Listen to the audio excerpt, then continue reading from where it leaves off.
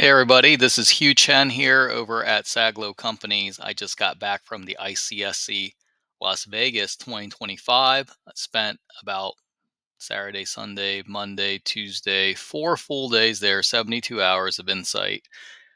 So wanted to just give you a little bit of color on what I saw there and some of my key takeaways.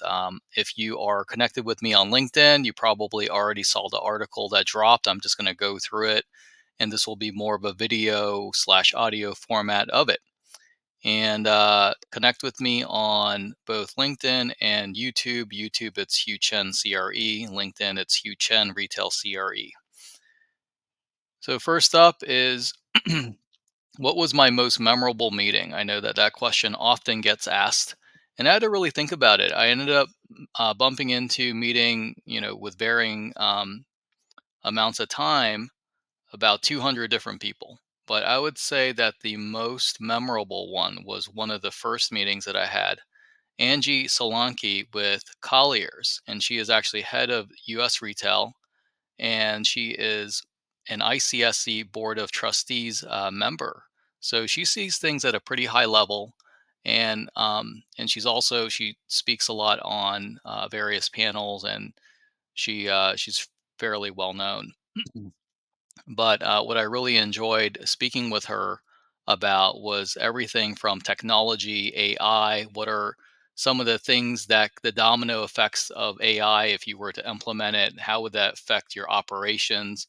How would that affect how you structured your team? Would your team use it to build efficiencies? Would it replace some tasks that you need to do and add different tasks that you would need to do?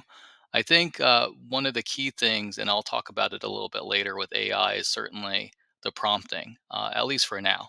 And I think that a lot of people are uh, not able to really get their hands around the prompting part of it. But that's where the magic happens.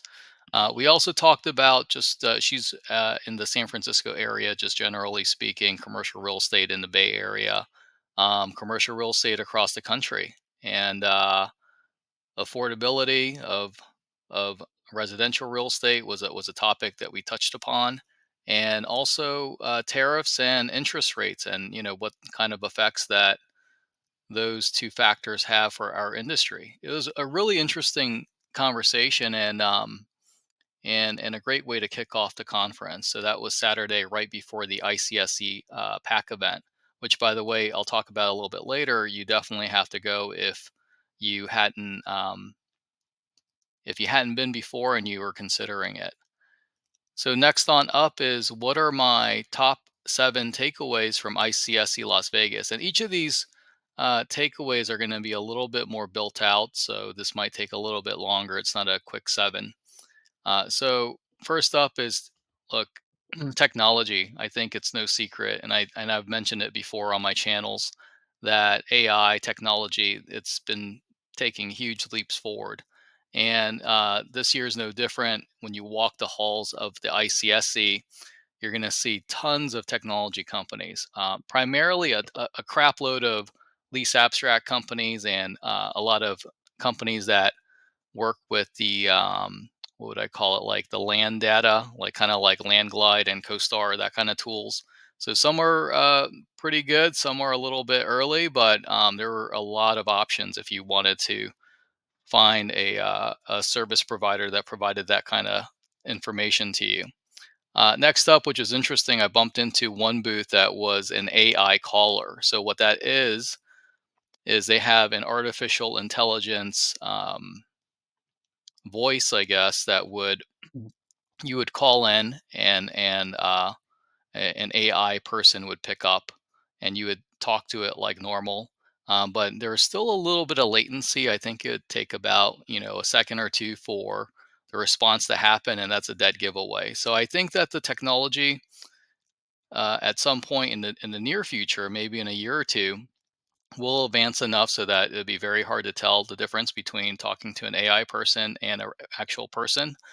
But once it gets there, that'll actually be very, very good for our industry. It would help from a customer service standpoint greatly. when you called, you'd always get someone to pick up right away, and the information, the pre-screening, all of that stuff would happen very seamlessly, and then you would get a live person really prepared to speak with you and getting problem solved, reach back out to you after that AI first initial call. I think that's what's going to happen. Another interesting topic that came up, which actually came up uh, from one of my meetings that were set up with one of these brokers that are very much a forward thinker in the AI space, was the idea of taking the 25,000 attendees in that attendee list and maybe cross-referencing it with your CRM. Like my CRM, I think has something like 8,000 people or something like that. And then typing out the goals. What are you trying to achieve at the conference? And then asking it to give you a matrix of, hey, who are maybe the top 40 people that I should be reaching out to based on all that criteria, who I already know, which companies they work for, and what I'm trying to achieve. So perhaps if I'm looking to, for example, this time around, I really wanted to meet with a lot of owners and owner operators. I just wanted to trade notes on how they're using technology. What's the ratio of personnel to portfolio that they have? What are they seeing in the acquisition space and the capital market space? How are they raising money? How is that being set up? Just a lot of details on that kind of stuff. I also met with a few investment sales brokers because we are still looking to buy properties, commercial. We're looking to buy community shopping centers east of the Mississippi, and wanted to find out what they're seeing on their side. How many bidders are showing up to their properties? What percentage of times when they take out their property are they actually selling? I think a couple of years ago, the majority of properties that were brought out didn't actually sell. So has that changed? And from the beginning of this year, how has that differed from prior years or the last couple of years where there was a little bit of a velocity recession? So I got a lot of great insight there. And perhaps if I were to have taken this approach, I would have gotten a few more options to reach out to and try to meet up. So setting up ICSC meetings are always an interesting thing. Also, I guess I could probably have taken a screenshot of the booth layout, uploaded that too, so that it would have optimized my walking or something like that, so I wouldn't have to go from one side of the hall to the other or whatever. Um, Another thing regarding still on number one, another thing regarding AI is really the prompting. I've gone to some really good conferences in the prompting arena. One of the best conferences or sessions that are put together is by this organization called the VJAL Institute, VJAL Institute. This guy, Adi, out of India, amazing guy. He does the YPO and the EO circuits. Really, really talented speaker on the topic.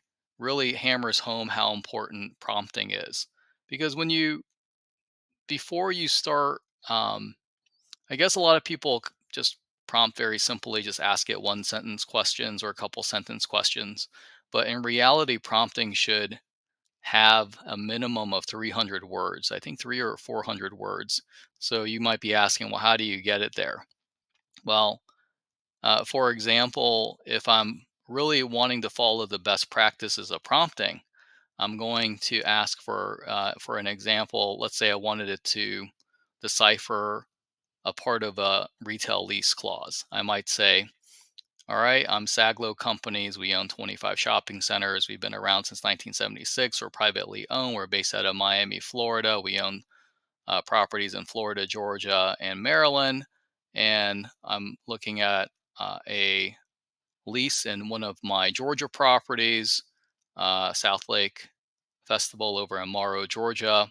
And I want you to uh, do this exercise as if you were an attorney that had 20 years of experience, graduated with your JD from Harvard, and studied, um, or you were at one of the top of the class, and that you had been working at, let's say, Bills and Sundberg for the last 15 years, focused on commercial real estate law, contract law.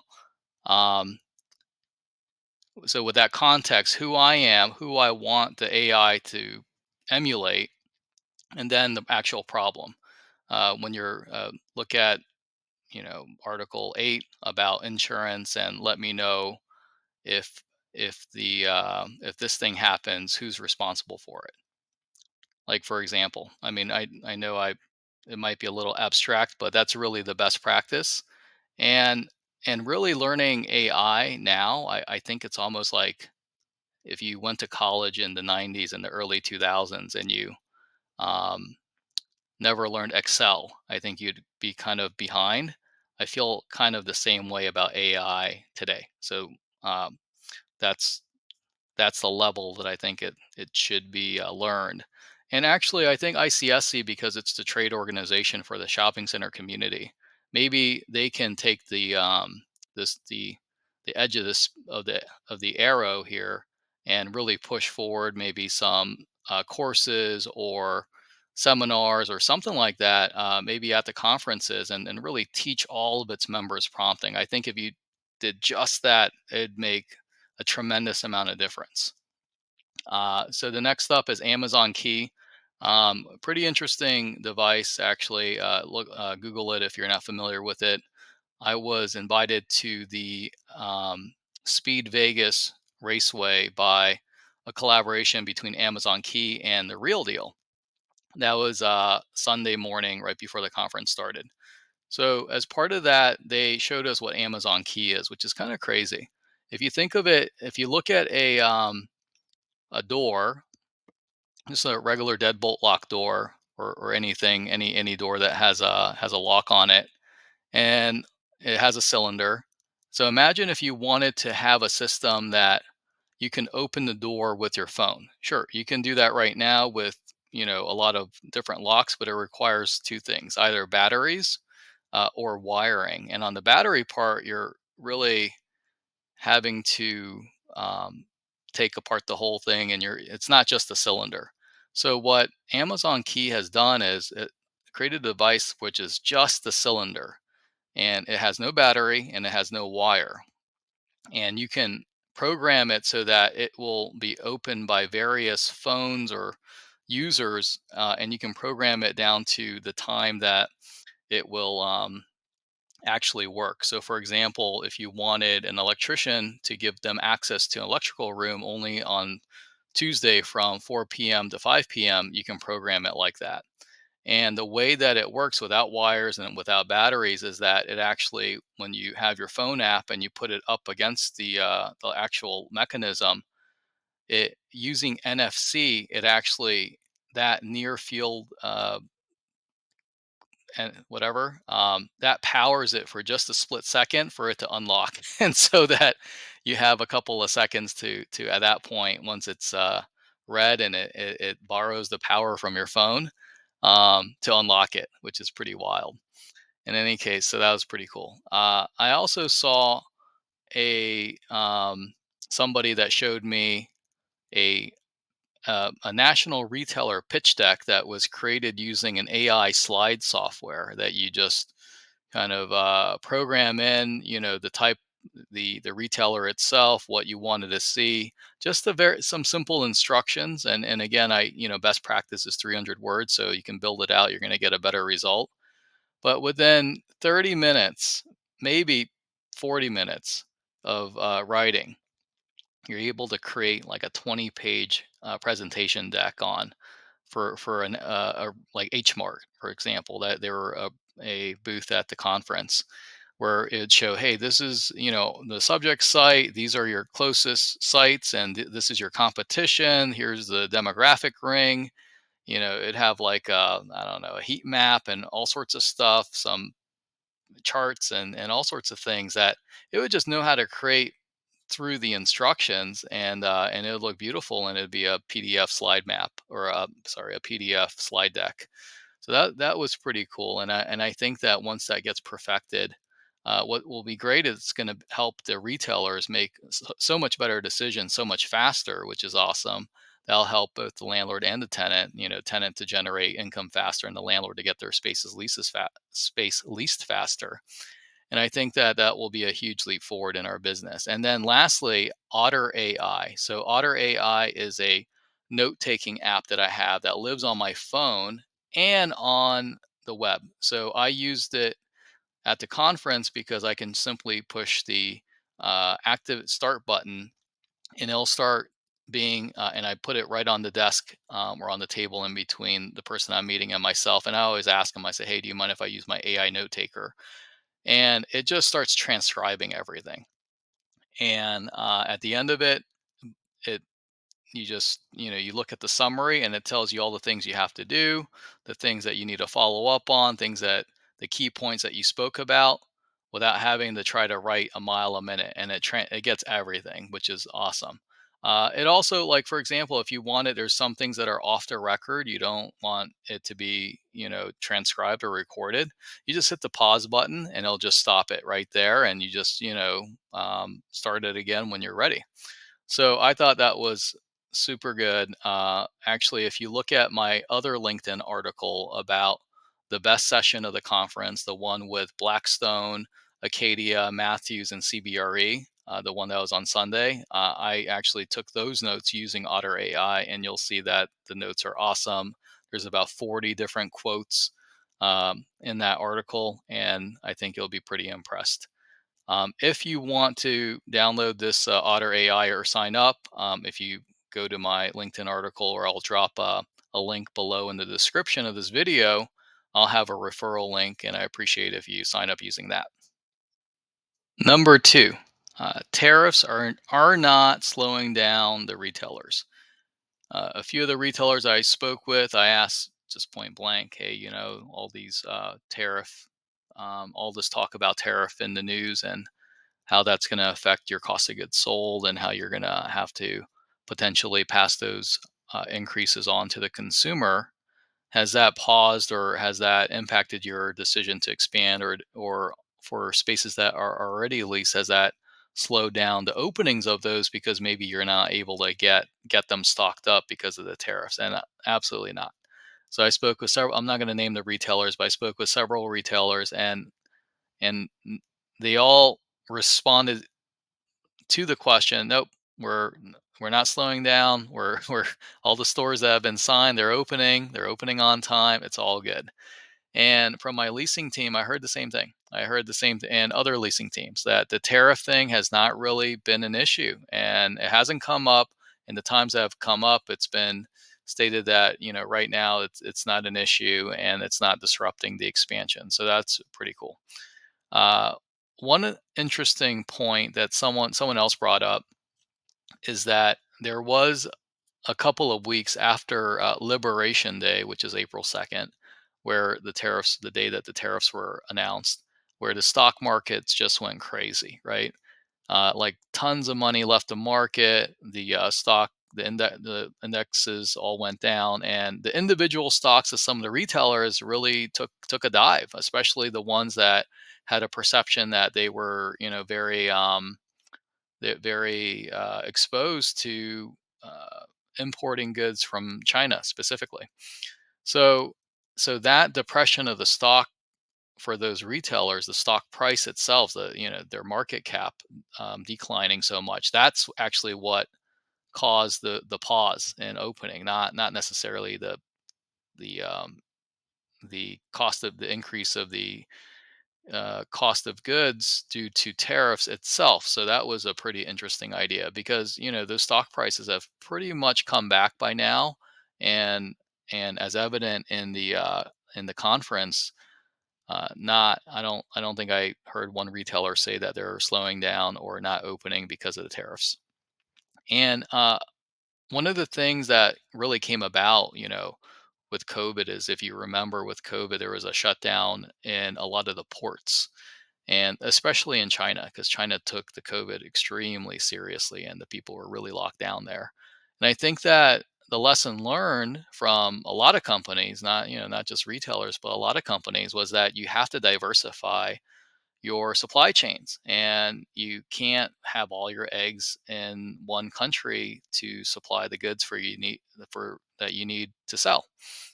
So I think over the course of the last 4 to 5 years, those supply chains have really started to diversify. You have a lot more sourcing of goods from India, from Southeast Asia, even from South America. And so I that type of diversity has really made our retail industry a little bit more resilient for this kind of stuff. Number three, content creation pays dividends. So I'm part of the ICSC Creators team, which is 7 people, members, 7 members of ICSC that were selected out of, I think they had like 70 or something like that apply, so 10%. And the goal was, hey, every week post some content about ICSC Las Vegas, and I had to get it approved by Adrian, who works at ICSC.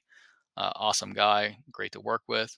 And then if it's approved and it's kind of on message, I had the right tags, which was like ICSC, hashtag ICSC, hashtag ICSC Las Vegas, hashtag partnership, and hashtag ICSC creators. Then they would reshare it, they would comment and like. So actually, that did pretty well. I would say that program, and I'm mostly on LinkedIn, but I did a little bit on Twitter and on Instagram as well. That got me, I want to say like 100% increase in my Twitter followers. I didn't have many to begin with at like 500, so I'm over 1,000. And then on Instagram, I didn't track it, but I think it got me maybe like 10 or 20% more people that were connected to me on that. And then on LinkedIn, it didn't increase my follower count. I have I think over 16,000 there, but it did increase my engagement. So I got some, a great bit of engagement off of the various posts that I did for that initiative. And what happened was, walking through ICSC, walking through the Win, and even walking through Vegas, I got stopped like dozens of times, saying that, hey, I've been seeing people were telling me, I quote, I've been seeing your content. It's, they were very supportive and uh, complimentary of it, and that was awesome. Now I got to try to figure out like the end result. I want to try to tie it to an ROI, or return on investment, both time and mostly time than anything. So I got to figure that out. Maybe some leading or lagging indicators, but this is branding and all that. Specifically, branding is a long game. So if it just opens the doors for me to be in a certain room, or be in a dinner, or be at some place where then at that point, now I was able to meet someone else, and then at that point I was able to do a deal. I could probably tie it back, but it's really hard to kind of uh, track that breadcrumb trail all the way to over that much time, to when the deal gets done, and then remembering like all the steps that it took to get you there. So another thing that is, so I put in here, content creation. So having social media and having a lot of eyeballs on your content is good, and branding's good, and especially if you're raising money, raising funds under Regulation D, Rule 506C. So that is private placement fundraising. 506C allows for a general solicitation, as opposed to 506B, which is what we normally raise under, which does not allow the general solicitation. But 506C, if you were to do that, you're under a little bit higher level of compliance and regulation.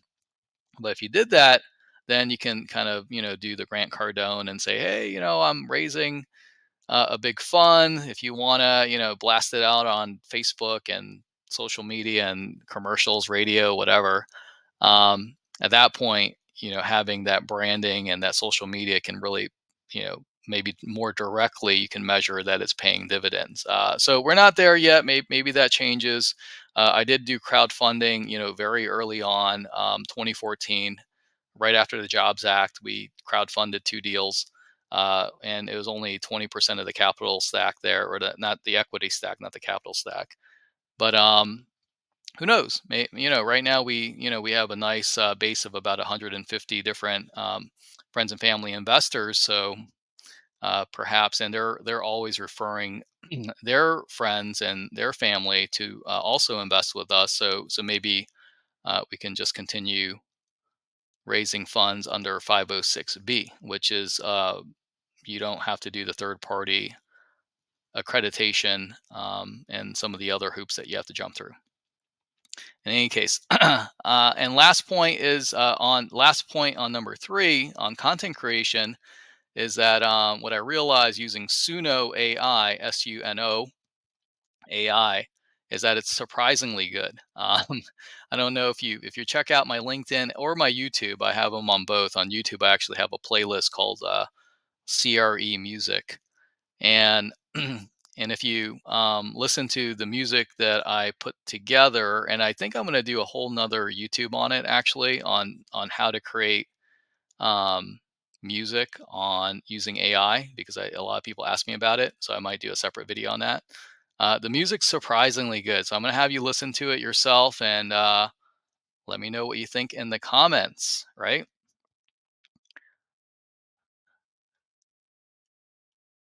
Number four. So leasing shadow inventory. So this whole idea came up when I was with Tony at CoStar. He runs a lot of their video news articles, and he's a writer. He's an editor, and so I went to the CoStar booth during the conference, and there was a camera set up and everything. So he did a quick interview with me. And before the interview, we're talking, hey, what should we talk about? And I said I could talk about myself, and he's like, oh, okay, maybe you can talk about how you're growing and things like that. I said, "Yeah, that's interesting." And so then I threw out, "Hey, how about this oh, I think one of the topics he said, well, how about like how it's really hard to lease space if you're a tenant because occupancy is so high." So then I said, "Well, it is, but there is like a bit of a shadow inventory." And so then, and maybe it's the word shadow, it's like mysterious, I guess. So when you hear the word shadow inventory, he's like, "Oh, what's that?" And I started telling him that, and I said, "Well, shadow inventory is kind of like uh, back at the GFC, they had this like shadow inventory of homes for sale because they weren't really available, but they could be. You can buy them short sale, or the bank was holding off on foreclosing because they had too many other foreclosures to do, but it was available. So there's a little bit of that here. I think that in general, the peak of occupancy and rental growth was about a year and a half ago, maybe 2 years ago, and it's held pretty good, pretty well, mainly because there's just no new supply hitting the market of retail, virtually no new supply. So that's pretty much locked in the supply factor at flat line, but the growth factor is still there. You have population growth, you have GDP growth, and you have retail sales growth, which are all demand factors, right? And so, but I said, but even then, with all that, there is a bit of a shadow inventory, like Big Lots and Joanne Fabric. If you were to call someone with the Big Lots, maybe you can say, hey, that could be available, even though they hadn't filed bankruptcy yet. And that would go the same for perhaps some restaurants, some other offices or retail stores, etc.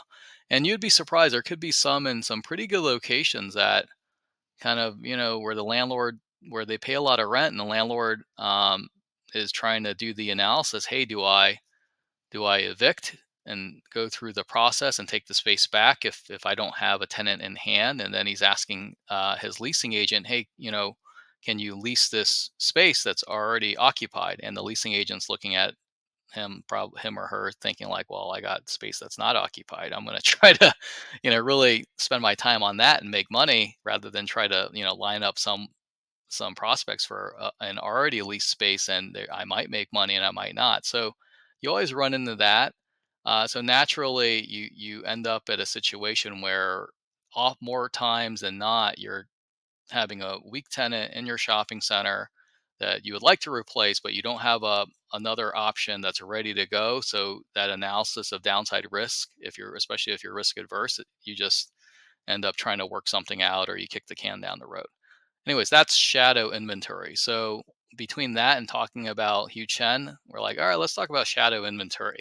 I think that's a little bit more interesting.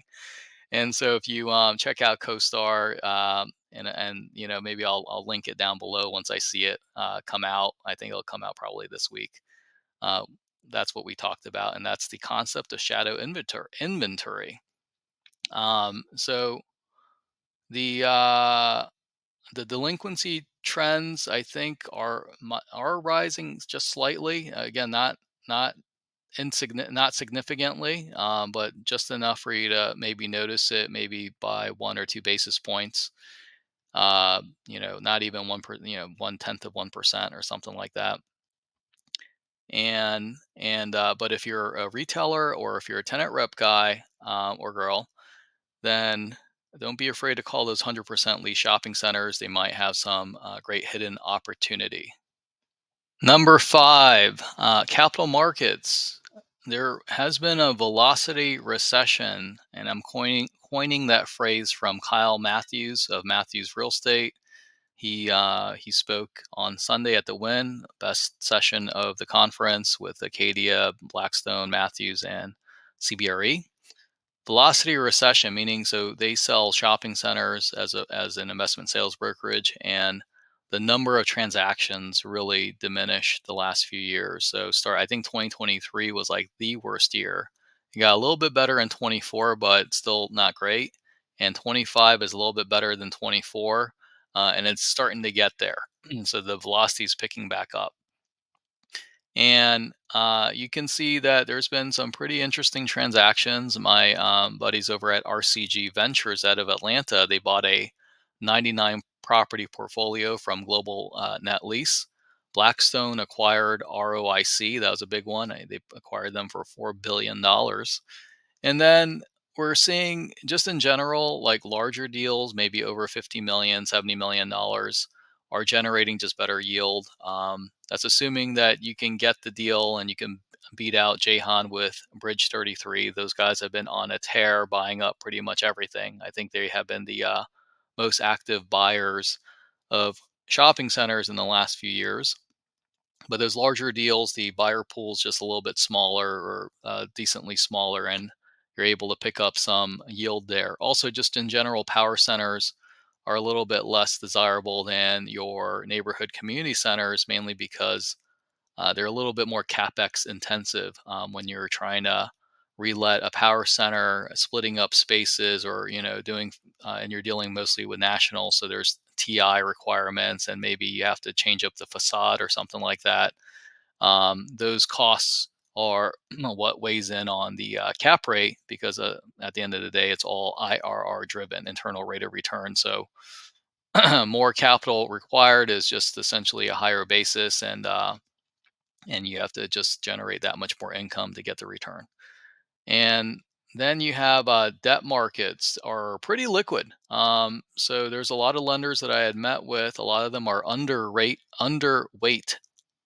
on retail, and they're eager to deploy. They have money to lend, especially with borrowers with strong track records. So like Saglo's been um, owning retail shopping centers since 1976, so we have a great track record, and we have never been in default of a loan or any contract for that matter.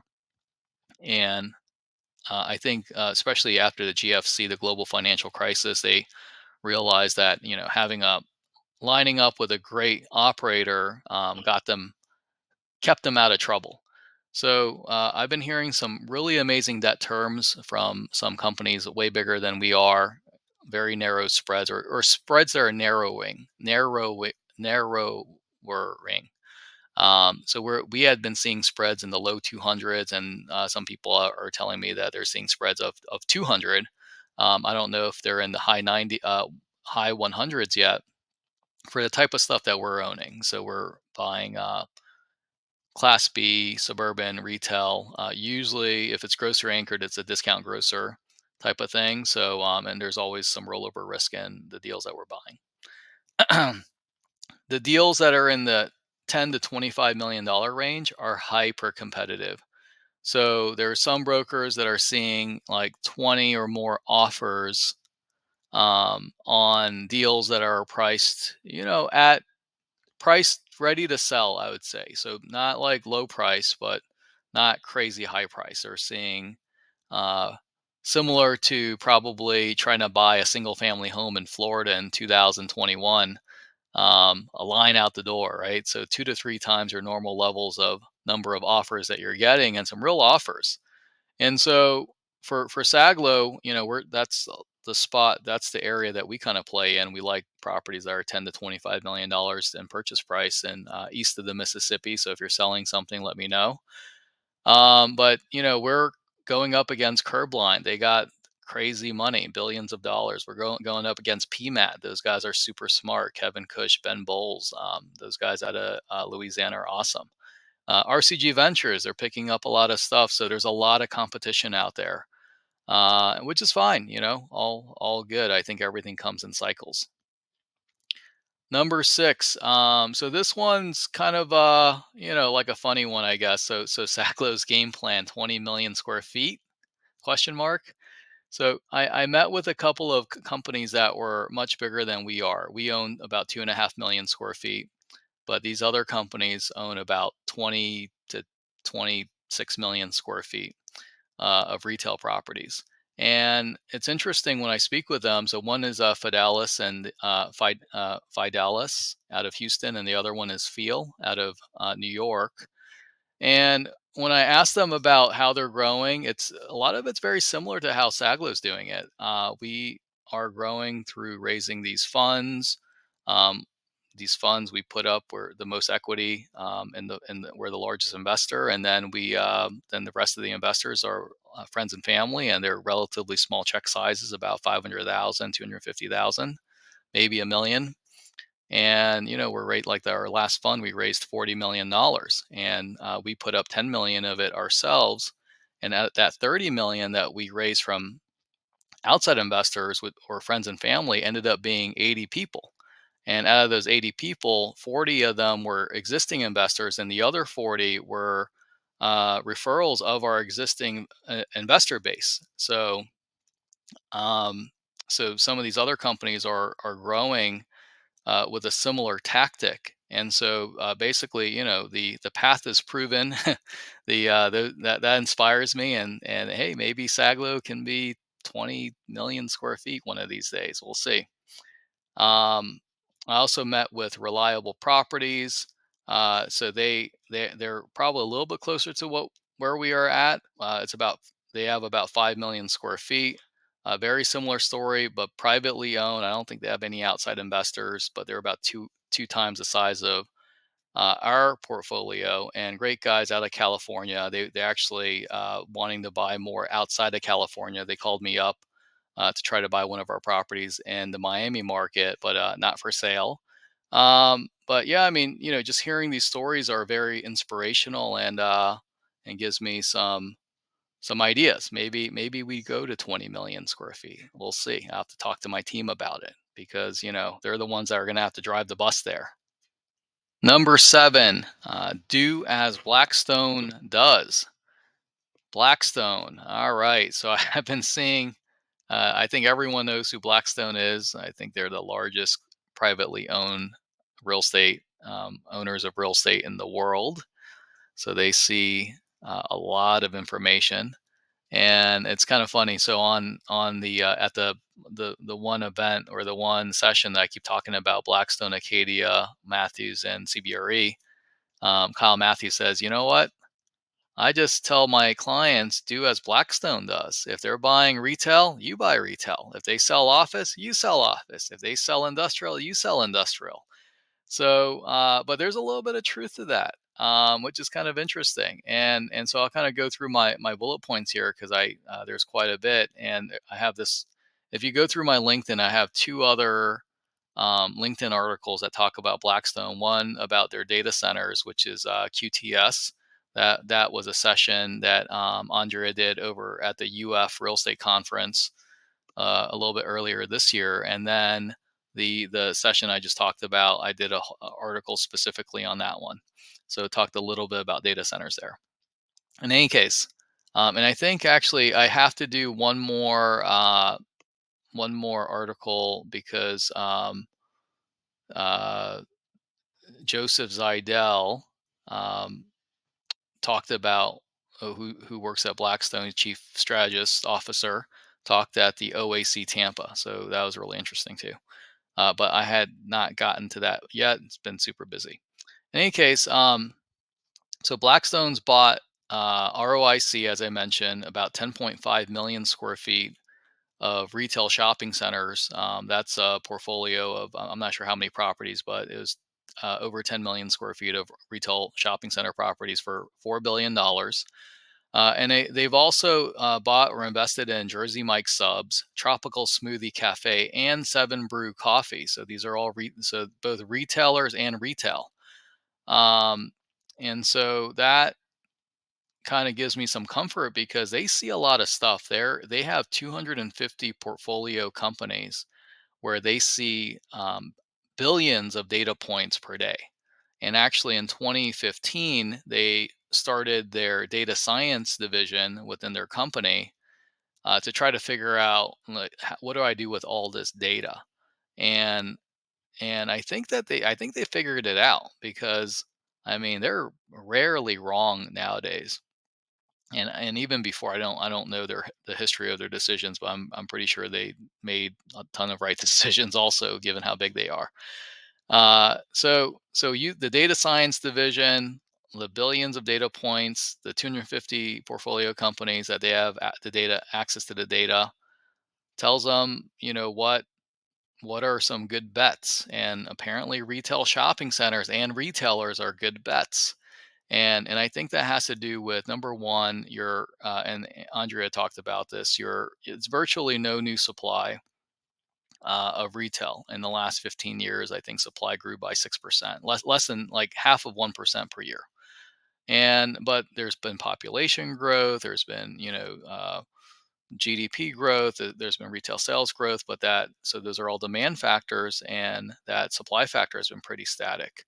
But also, I think that the retailers have realized that even if you're a DTC, a direct to consumer digital online only store, I think people quickly realize that the customer acquisition cost is super high if you do not have a bricks and mortar presence. I mean, if you're solely relying on advertising on Meta and on, you know, Google and Apple and Microsoft or whatever, those costs are high and they're not predictable because I think it's like a bidding process. So it's not static. And also it's like you have to keep doing it because if you don't, then your competition's going to take your customers, And so that margin has been squeezed, and I think that the retailer said, "Hey, we got to really get the most out of our physical stores." So it's been a refocus on investing in those stores. Even Walmart. I mean, Walmart, after buying Jet.com, like, stopped almost all bricks and mortar expansion, but they're just now starting to again. And so that's super interesting and very telling. And also, Andrea said, what did she say? She said uh, that in total transparency, Blackstone's highest conviction theme across their entire firm is data centers. So that is their highest. So it's not retail; it's data centers. So that's a whole another article that you can read on my LinkedIn. Um, but retail, look, it's got very strong fundamentals. One of the things that she mentioned is that, and it came up, I think Reggie Livingston actually brought up this quote that in the session that I was talking about before. Reggie Livingston's CIO of Acadia. Um, it's really to ignore the weather and focus on the climate. So what that means is the weather is constantly changing. And if you make your decisions just because, it's raining one day and it's sunny the other, you don't really have a great strategy. But if you focus on the climate and you try to figure out, hey, what's the climate of this area or this product type? Now you can really, stick with that strategy through good times and bad times, and it's still a good strategy. You do it for the climate, not the weather. It's pretty interesting. That being said, she did say that Blackstone bought a couple of significant office building purchases recently, one in New York City, one in Tokyo, which is great because hopefully that just takes the target off of retail a little bit, and maybe some capital will start flowing in the office now that the basis is so low that it's like, ridiculously low. Plus, there's a whole return to work, return to the office phenomenon happening. Even in San Francisco, I think that the office has been doing pretty well there actually, and also New York. Some honorable mentions: ICSC Political Action Committee is really well organized. Our asset manager Carson Dowd actually did the federal fly-in into DC and spoke with tons of Congress people. There's dinners, there's events, there's speaking points. The big thing was, hey, don't the whole B SALT, which is business, state, and local tax deduction cap that I think was rumored to potentially gain some traction. That would have been devastating for America, not just our industry. And so I think that they did a pretty good job communicating that to all of the Congress people there, but also carried interest. The carried interest tax treatment, which I can do a whole separate video about that. I'll probably do that. I probably will do that. But it's really important for people that are in the commercial real estate industry, shopping center industry, to participate with PAC and to donate to PAC, Political Action Committee, because ultimately you got a great set of people that are dedicated and really highly focused on making sure that those poorly thought out legislation pieces of legislation don't don't make it, and that that we're going to be okay. Because if you don't have a voice there, and you don't look out for really bad legislation that isn't really well thought out, it can have some horrible consequences. So I'd say make sure you donate to PAC and stay involved. I'll definitely be doing the federal fly-in next year. Leasing velocity. So the other notable honorable mention is that leasing velocity is still strong. Occupancy is high. It's as I mentioned, it's off its peaks, but it's still very high. Rental rates are holding.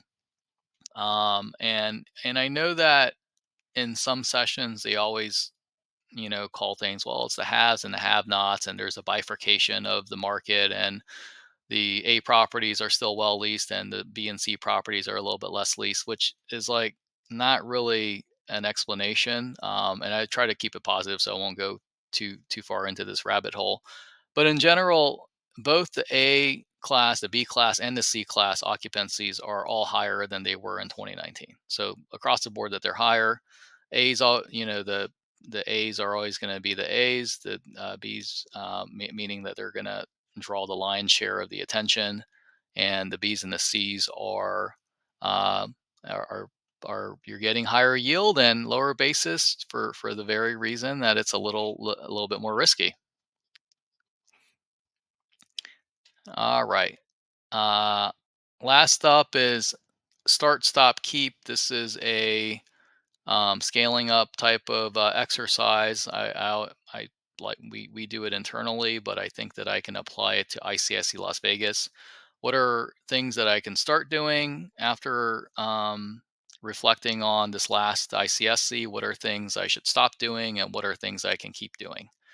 So things that I could start doing next year maybe is that maybe I can try to program in a morning workout, even though I know it's going to be a grueling 16-hour day.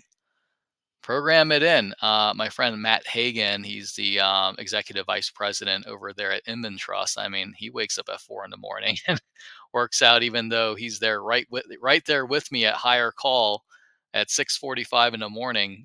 At the conference. So higher call is Christian commercial real estate people, and they get together for a breakfast during the ICSC. If you're interested, reach out to me and I'll put you in touch with the right person to be on their mailing list. So Matt Hagan gets up super early. He can do it. If he can do it, yeah, maybe I can do it. Using So another thing I can start is what I talked about earlier, maybe using AI to cross-reference like the 25,000 attendees with my CRM to create a top 40 list. Another thing I can start doing is to actually attend the ICSC hosted opening reception. It's done really well.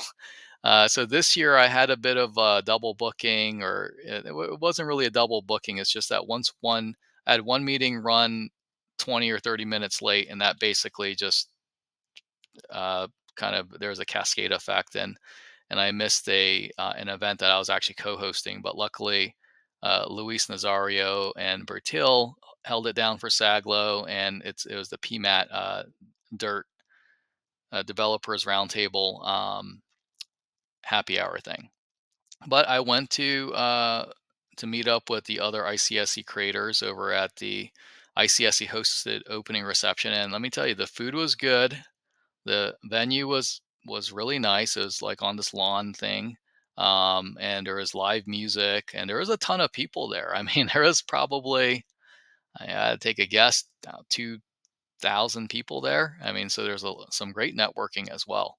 So don't dismiss the ICSC hosted opening reception. You're paying for it anyways in your admission ticket, so you might as well take advantage of it. Maybe next year, instead of having my own hosted thing on Sunday, maybe I'll just say, hey, everyone, just meet at the member at the ICSC reception, and meet at the northwest corner, and we'll just kind of take advantage of the cost that's already been paid for the drinks and the food, and there'll be less that goes to waste. Another thing I might start doing is that maybe someone I think it was Stephen Battelle that advised me, hey, if you have a booth, it's an investment, but you get that so much more exposure and leads and business development and all of that. And I can see why that could be the case. So going up and down the South Hall escalator, because there's a lower South Hall and an upper South Hall. At the top of Upper South Hall, there's these little booths, like little like two people booths that I was like, man, if I was to have a booth, that's the one I would want, because it's like right there. You cannot um, escape walking by it because it's at the top of the escalator. So maybe near the escalator, near the bathroom, something that you have to walk by. Maybe we'll see. And let's see. Oh, logging impromptu meet. So I did a great job in taking notes with all the meetings I had set already, but there's a lot of impromptu meetings that I just didn't take the notes on, and I'm standing, and um I'm trying to pay attention, and it's just hard to write and pay attention at the same time. So I think that I'll have to maybe use the Otter with the impromptu meetings as well, or I use Todoist, and I might just have to shoot a Todoist with the name, or have some sort of log or something to just to make sure I have the name and topic of what we talked about, especially if they don't have a business card. Another thing I have to start doing is, which or it's more of a keep doing, but supporting the ICSC Political Action Committee. So that's really a keep. I should move it down to keep. Some things I should stop doing. Uh, so, like, there's some parties that are really loud, and they're more like parties, less networking, more parties, more of a let your hair down kind of thing. And I think that that's not really what I'm about. So one of the things I would try to avoid are parties that are too loud, and I'll try to attend more like rooftop parties or smaller gatherings where I can actually talk to the person next to me, and learn more about them and do some more networking.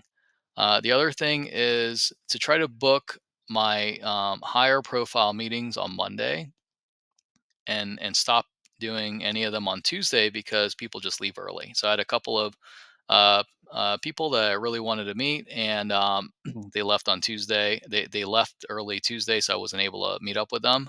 And so, lesson learned. Next year I'll do it on Monday. Stop. Oh, yeah. So I actually flew into Vegas with a connection. So I connected from Fort Lauderdale to Houston, Houston to Las Vegas, and mainly because The only direct flights from Fort Lauderdale to Vegas were coming in at close to midnight, and then I could have came in direct out of Miami, but I would have had to drive down there, take an Uber or something out of Miami, and then fly over. And the last couple times I had to drive to the Miami airport, it was like crazy traffic. So I just said, you know what, I'm going to do the connection. But my wife actually told me about the Tri-Rail, which is like a train that will take me straight into the Miami airport from Fort Lauderdale. So next year, I think I might just do that. I might fly out of Miami direct. It'll be Air ICSC. I'm sure all the brokers will be a little bit networking right on the plane and get there in the morning. But definitely still coming in on Saturday, maybe even Friday. We'll see, but for sure Saturday. Some of the things I wanted to keep doing is to stay walking distance from the convention center. This year, I stayed at two hotels actually. The Renaissance Hotel, that's basically adjacent to South Hall. You can throw a rock and it'll hit South Hall from the Renaissance, and it was awesome. I also stayed at the Westin, which is a little bit for closer to the airport because the Saturday night they didn't have available at the Renaissance. Plus, I never stayed at the Westin before. Figured why not? Let's give it a go. And the Westin was actually really nice for Saturday, especially because it's walking distance to the Strip and it's walking distance to a couple other things. And also, the monorail is just half a block away, so it's walking distance to the monorail as well. But for the conference itself, I love staying walking distance from the conference. There's nothing like being able to not wake up, know that you have to be at the conference at a certain time, and know that you don't have to get into a car. You just walk right over. You don't have to build in any extra time just in case of traffic. You don't have to build in extra time just in case it takes longer for an Uber to arrive or whatever. And I'm not a morning person, and because of that, staying near the conference, that stress that you avoid in the morning is worth it. I know that some people like staying at the nicer hotels on the Strip, maybe at the Aria or the Cosmopolitan or something, or the Bellagio, and a lot of the parties end up being on the Strip, so maybe at the end of the night, you're closer to the hotel getting back. But you know what? At the end of the night, I'm usually leaving a little bit early anyway, so I'm not in the mad rush to get out of the place. So I think that for me, I'd rather be closer to the conference than closer to where the parties are at. Now, if I'm in my 20s, maybe my thought process would be reversed. We'll see. Uh, Post below if you disagree. I know this is up for debate. Another thing I'll keep doing is posting ICSC related content. I found that doing so really engaged some great conversation. And also, when I'm just walking around Vegas and the conference, it really demonstrated or it proved itself that the branding and the efforts were well received. I had a ton of people just come up to me and say, "Hey, I saw you on LinkedIn, and let's connect." And there was, retailers, there was some pretty senior level people, and it was pretty cool. Another thing to keep doing is eating a solid breakfast to start the day. You don't know if you're going to have lunch. Maybe you don't know when you're going to have lunch. Usually during the day, midday, because it's just a lot of meetings. Maybe meetings get pushed. Maybe you have an impromptu meeting. So having that solid breakfast really gets you through the day. And picking a hotel that has a good breakfast is also important. So Renaissance has a great breakfast, and you can get get to a good start of the day after you eat your eggs and oatmeal and all that stuff. I have my own name tag, which is something. It's not fancy or anything, but I just created my own name tag with my name, the company, my title, and then some of the organizations I'm a part of. So in that name tag, I have that I'm part of YPO, that I'm a Christian, I'm from Taiwan, I'm part of ICSC, and it has Saglow's logo on it. So that was actually very helpful. So, and it had the city and state that I live in, so Fort Lauderdale, Florida. So as I'm networking, especially with people that I don't know, they're able to look at my tag, and it's clipped high up on my chest, so that like the ICSC badges are hung kind of by your belly button, which is a little strange when you're trying to look down there to figure out what the person's name is. So I like to have my name tag clipped to my chest, so that they can see, hey, oh, this is Hugh. He's from Fort Lauderdale, and it's just the information's very, very easy. It also says that I'm an owner operator of shopping centers, um, just to make it very clear. Like I'm not a vendor. I'm not an architect. I'm not a broker. I'm a owner investor. And the other thing to keep doing is to use Otter AI for notes. Like I mentioned, the referral link I'll post in the comments below or in the description below. But that was really, really good. You're using Otter AI for notes. You are capturing everything, and and especially when you're having that many conversations, it's really hard to remember everything. So having the Otter is a lifesaver. It's super awesome. All right, so now I'm going to do a little plug for my YouTube channel. I just started it about a month and a half ago, and I've been posting a lot of commercial real estate content on there. And you'll see a lot of ICSC Las Vegas and ICSC related content on there right now, just because of the timing. I started it, 6 weeks ago, and most of the content I created in the last 6 weeks was ICSC related, but it's not 100. You're going to see that I'm going to put a lot of other content on there too. Like I said, I'll probably talk about carried interest. I'll talk about how to use AI for commercial real estate. I'll talk about a lot of different things. There is one playlist on there. It's called Retail CRE Masterclass. So that's actually really good, especially if you're a newer person. It has 10 videos. It's actually one interview that I split up into 10 specific topics that goes into how we look at real estate, what I think about, for example, climate change and the effect that it may have on investors of commercial real estate in Miami.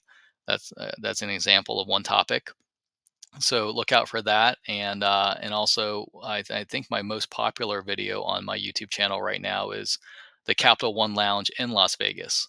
So I don't know if you had a chance to take advantage of that, but that was a really nice lounge that is available for Capital One Venture X holders if you happen to be traveling through the Las Vegas airport. And last but not least, this is my out of the 19 AI songs that yes, 19, I put 19 of them together. AI songs that I uploaded to my YouTube and to LinkedIn. My favorite one is this one. It's called Shaping Place. Go to my LinkedIn or go to my YouTube and look for it and play it. But if you listen to the lyrics, it really talks about and I think accurately describes, the purpose of retail leasing and why we do this and how we create value and all that stuff. All right, so this is a much longer video than I was anticipating. If you made it this far, I really appreciate it. Comment below if you made it this far. I'm just curious who's made it this far. But yeah, thank you, and I'll catch you later. 40 years deep in the commercial real estate game, rising up strong, building that name, from leasing deals to anchors locked tight, late night calls, making it right. Now it's May, the buzz is real, heading to Vegas, time to seal the deal. ICSC's calling, it's that time of year where the industry gathers far and near.